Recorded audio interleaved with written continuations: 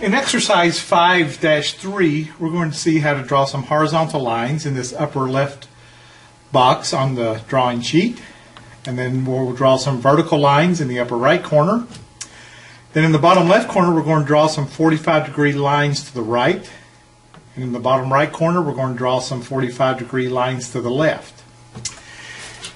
I've taped my paper down, and again, I've aligned the border line with my parallel bar, so I know it's parallel to my sheet. And we're going to be using a triangle to draw some of the vertical and 45-degree lines. We're going to be using the 45-degree 90 triangle.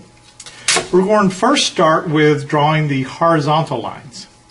On your worksheet, there's some predefined tick marks that we're going to use to line up our horizontal lines with.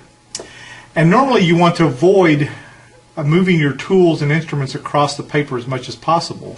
So what I'm going to do is start at the top and work my way down as I draw these vertical lines. I'm not going to draw them all.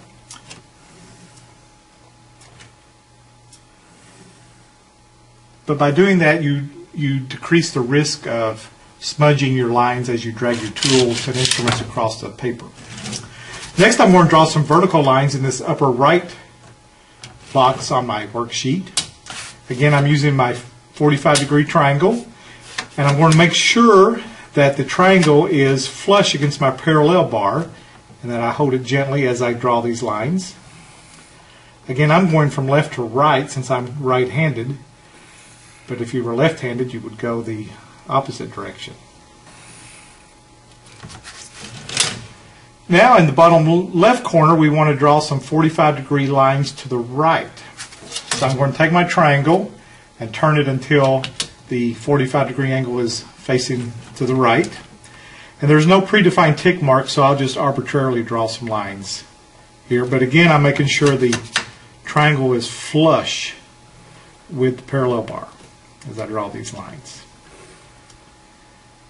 And then to draw the lines to the left at a 45-degree angle, we'll take our triangle, flip it over, but make sure it's flush with the parallel bar, and then start drawing those lines. Of course, you want to fill up the sheet a little better than I did, but this is just a demonstration of how you actually get it started.